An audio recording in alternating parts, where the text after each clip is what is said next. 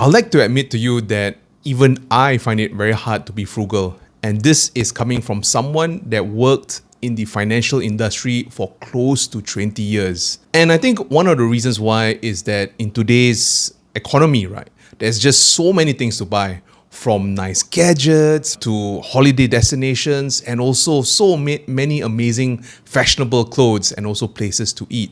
But that being said, as some of you may know, I did manage to retire a couple of years back. And one of the reasons that helped me retire was having strong whys. So in this episode, I'm going to share with you 3 of the strong whys I am so frugal. Number 1, this was when I was a kid. I still remembered some of the aunts and also uncles which I really admired. Upon them retiring, I could see that their lifestyle changed quite significantly into a much smaller and also limited lifestyle. And I still remember while growing up, these were the same aunties and uncles that used to take me out for maybe small little simple meals, or maybe go out for a picnic every once in a while. That said, upon retirement, a lot of these activities stopped. And initially, I thought it was something I did when I was a kid. But that being said, as I matured and I worked in the financial industry and I look into the retirement statistics, I cannot help but think that could they be one of the which actually retired in quiet desperation. In fact, let me share with you this particular statistic that over in Malaysia and also in the United States, there is about 78% of people that cannot retire comfortably. Let me repeat this.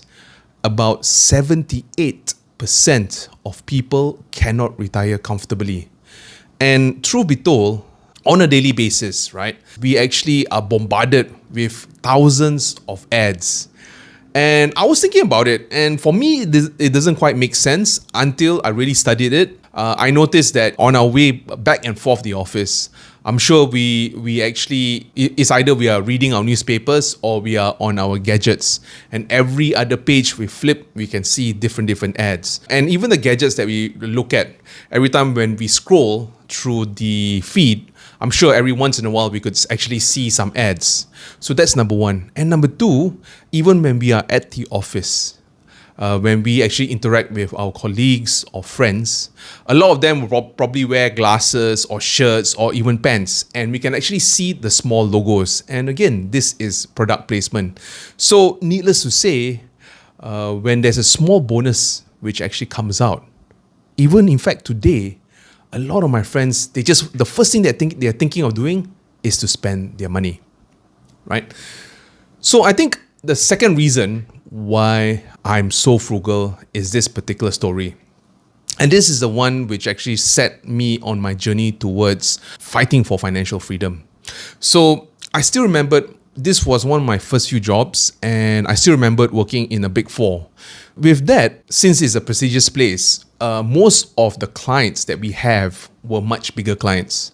And since they are much bigger clients, their accounts can be a bit complicated. And once the accounts are a bit more complicated, what this basically means is that we had to go in early in the office, and typically we'll finish work between 10 or 11 or 12 midnight. And this is so common. That said, I still remember until today the day which really changed my life around, and the day which actually put a little light bulb. And I told myself, from this day onwards, I wanted to get financial freedom.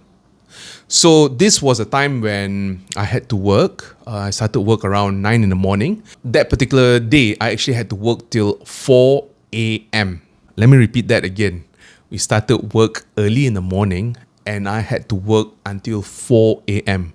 Next day, I had to go back in the office in the morning.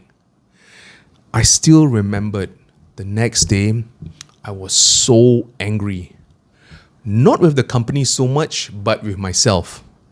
I knew that if I continued that particular lifestyle of earning money and spending that money, right? So whatever I earn, I spend until my next upcoming salary. And then after that, whatever I earn, I spend. And then after that, I wait for the upcoming salary. I knew if I continued that cycle, I would be trapped in the rat race. So from that day onwards, I actually started being more serious in trying to get out the rat race.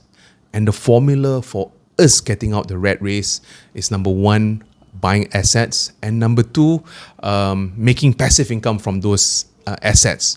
And once a passive income is big enough to actually cover our expenses on a daily basis, this is how we can break out the rat race.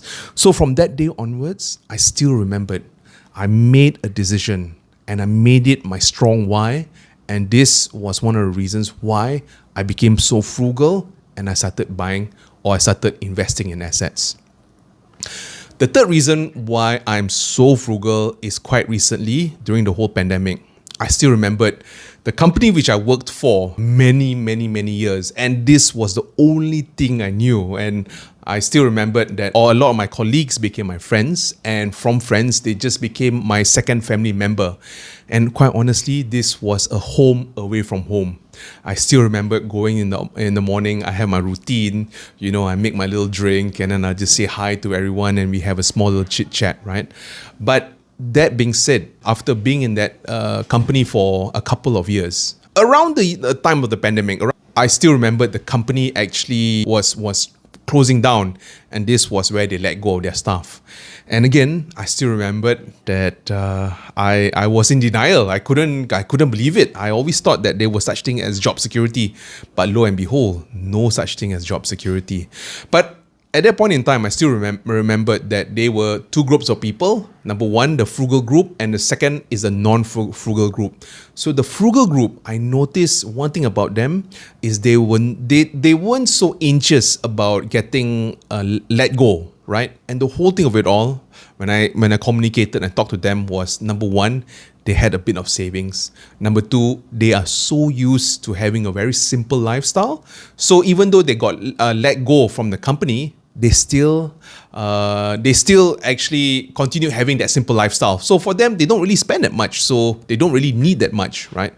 And the third thing is that since they do not have that much of debt, what happened was there were no debt collectors calling them, asking them to pay off the debt. That being said, there was a second group, which is the less frugal group. What happened to them was that I could see they were always anxious and they were always so stressed. And at that point in time, again, I also talked to this group also, and I noticed that number one, they had a fair bit of debts. Number two, they are so used of having a very lavish or relatively expensive lifestyle. So for them to actually cut back, it was more difficult. So upon them losing their job, no income coming in, and their cost of living was relatively expensive. At the same time, since they had debt, their debt collectors were also calling them. So they also had an expensive upkeep even after losing their jobs. So I think with that particular group, I could tell that they were very stressed, they were very anxious, right? And for me, luckily, I had a fair bit saved up. And at that point in time, I decided to, retire for a couple of years.